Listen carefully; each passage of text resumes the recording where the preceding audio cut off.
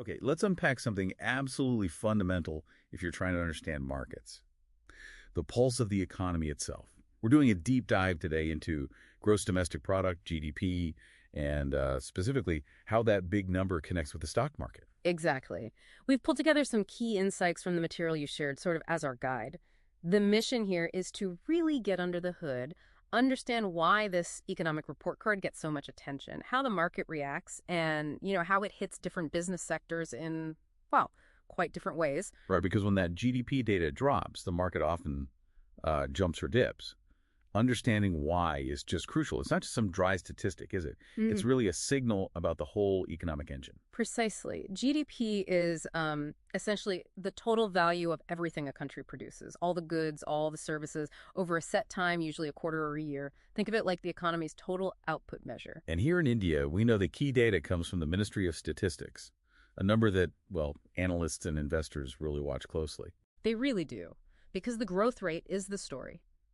Strong growth, let's say a 7 or 8% annually, or maybe the economy hitting a big number like, say, 200 lakh crore in value for the year. That signals things are humming. Right. Business is doing well. Yeah, businesses are likely expanding. Consumers feel confident. They're spending, maybe buying that new car, upgrading their phone. Companies feel good about hiring more people. The kind of environment where businesses, thrive. Exactly. Now, on the other hand, low growth, maybe just 2%, or even negative growth, let's say -1%, that signals trouble. Well, slow down. Or worse, it means less spending overall, companies feeling the pinch, profits likely down, maybe even layoffs. It's a tougher picture. And that's why this number isn't just for economists locked away somewhere. It's front and center for anyone watching the stock market. Absolutely, because GDP is probably the best single measure we have of the economy's overall health. And a healthy economy, that's fertile ground for companies to make money. Okay, makes sense. Company earnings drive stock prices. Right, and the broad economic health really influences overall investor confidence. So GDP is intrinsically linked to how the market moves. It just is. Okay, so walk us through it. How does the actual release of this data tend to play out in the market day to day?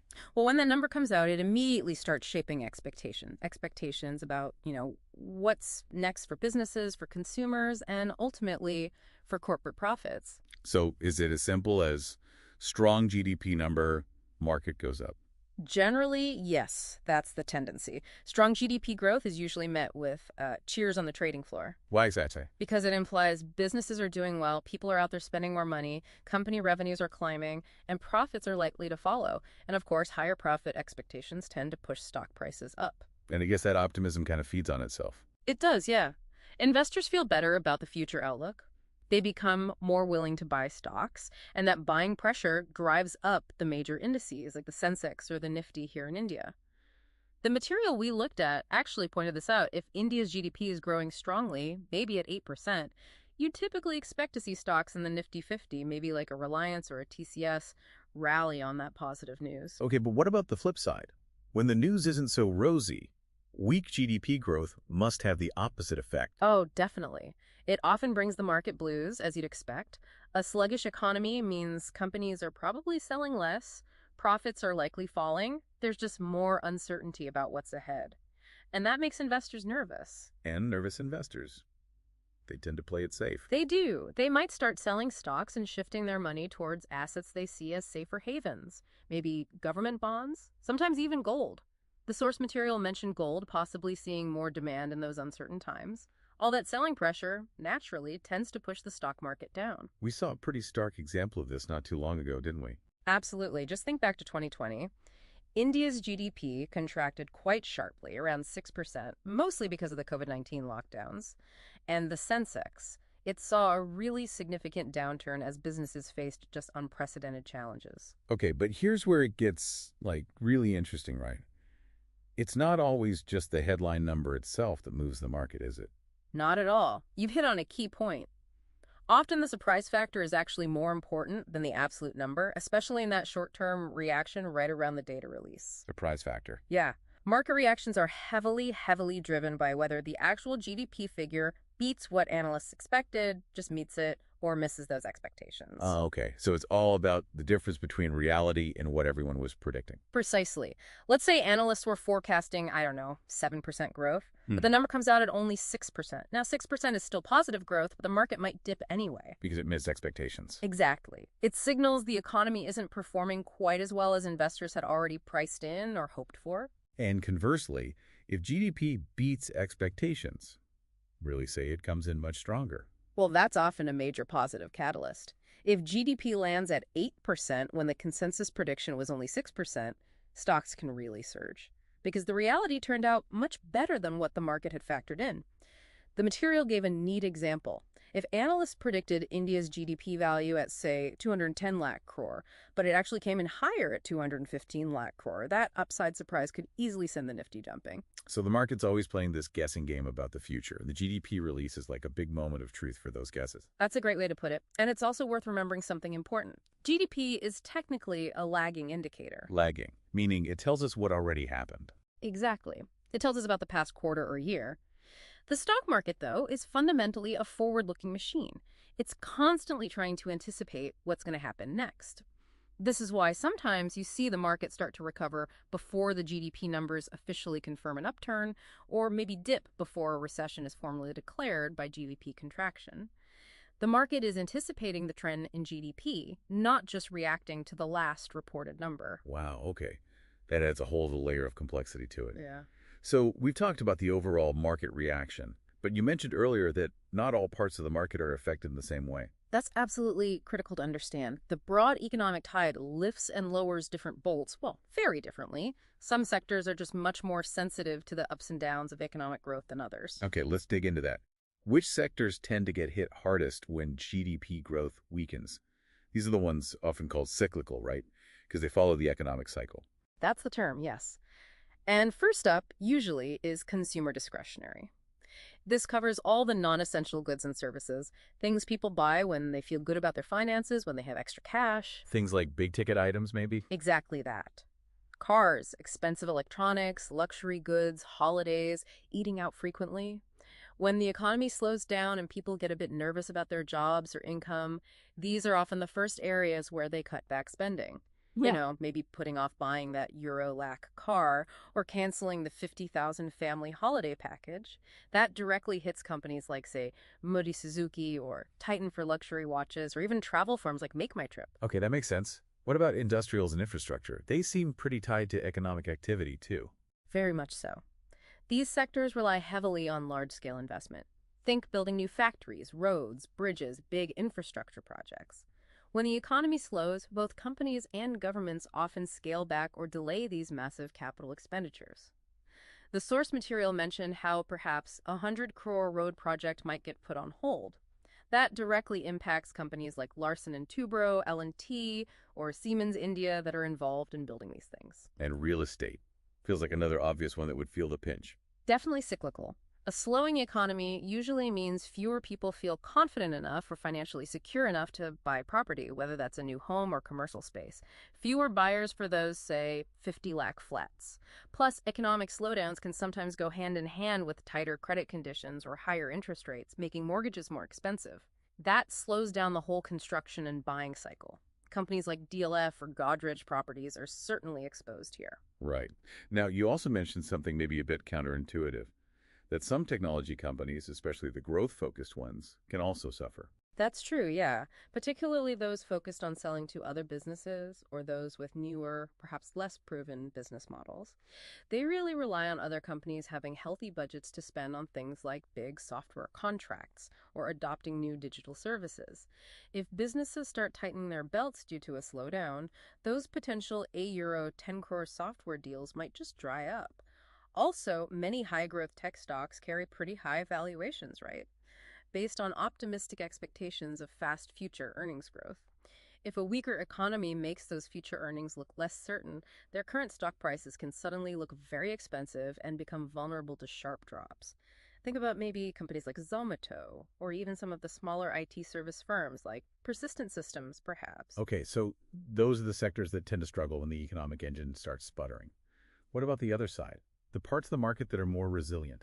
the defensive sectors. Right. These are the companies providing goods and services that people generally need or continue to buy, pretty much regardless of the overall economic climate.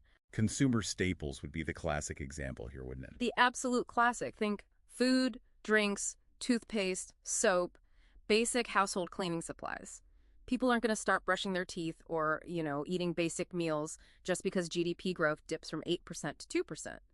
Demand for these everyday essentials remains relatively stable, and that stability allows companies like Hindustan Unilever, ITC, or Dabur India to maintain more consistent sales and profits compared to those highly cyclical companies. They might not soar in booms, but they hold up better in busts. Healthcare seems pretty intuitive as well. People get sick regardless of the economy. Completely. Demand for medicines, hospital visits, medical devices, it doesn't really drop off much in a slowdown. If you need a prescription filled, costing maybe 1,000, you generally need it, good times or bad. This steady demand provides a pretty stable revenue stream for healthcare companies. Think Cipla, Dr. Reddy's, maybe Apollo Hospitals. And utilities must fall into that defensive bucket too. Yeah. Power, water. Yes, definitely. Electricity, water, natural gas. Businesses and households still need these essential services, even if they try to conserve a bit when things are tight. Those monthly power bills, maybe 5,000 or so, they keep coming. So these companies often enjoy very predictable demand and generate stable cash flows, making them quite defensive investments. Companies like NTPC or Adani Power fit this mold. Okay. And the material mentioned financials, like banks, are sometimes resilient.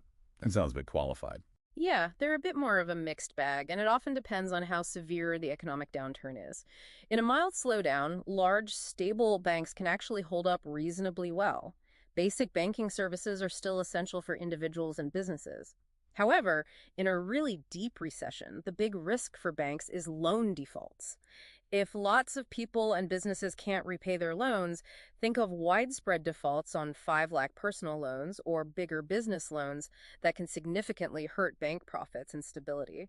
So their resilience isn't quite guaranteed in a severe shock, but they can certainly be more stable than the highly cyclical sectors during a moderate slowdown. Your big players like HDFC Bank or ICICI Bank are examples here. That sector breakdown really makes the connection between that big macro GDP number and what happens to specific companies much, much clearer. It really does. And the material we reviewed used India's 2020 experience, that roughly 6% GDP contraction due to COVID-19, as a really vivid case study of this exact dynamic. Right. How did that actually play out across sectors then? Well, it was almost a textbook illustration. You saw those cyclical stocks like Maruti Suzuki take a massive hit. Car sales just plummeted.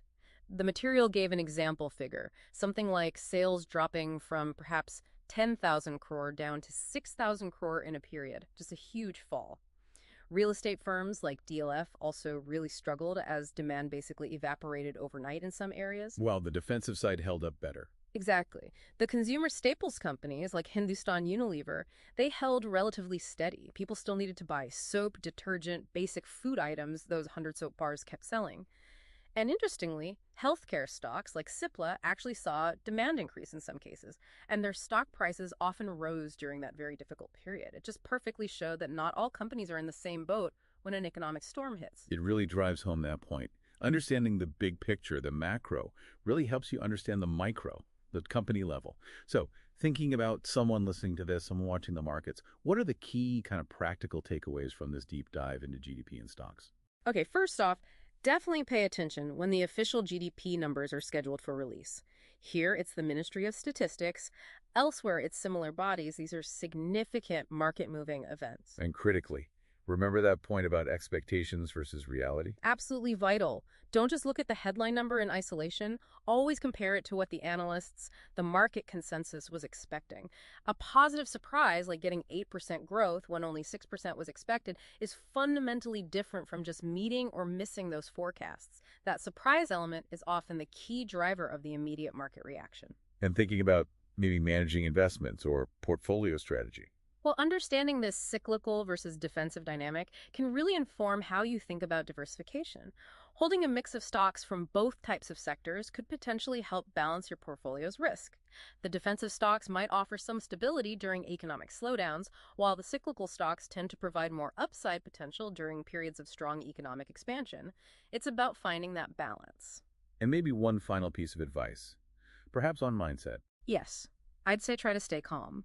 Markets can and often do react very strongly, sometimes maybe even overreact to GDP data right when it comes out. It's important to try and maintain a longer term perspective. Look at the underlying trend the GDP number is signaling rather than getting whipsawed by the short term volatility that can happen around the release itself. That's really excellent advice. Okay, so wrapping this all up then, GDP data is clearly a vital reading on the economy's health.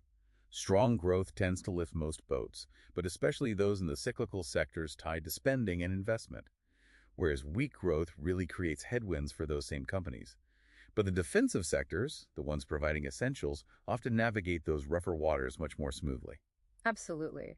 And understanding this fundamental link between the broader economy, how expectations shape the market's reaction, and how different sectors respond differently, it's truly key to becoming a more informed observer or participant in the markets. It certainly feels that way. Okay, so while GDP gives us this huge clue about the economy's health and how markets might react, what other crucial economic indicators should we perhaps be looking at next to get an even fuller picture? What else really drives markets? And maybe more personally for you listening, what does all this mean for how you approach making sense of economic news when it hits the headlines? Something to think about.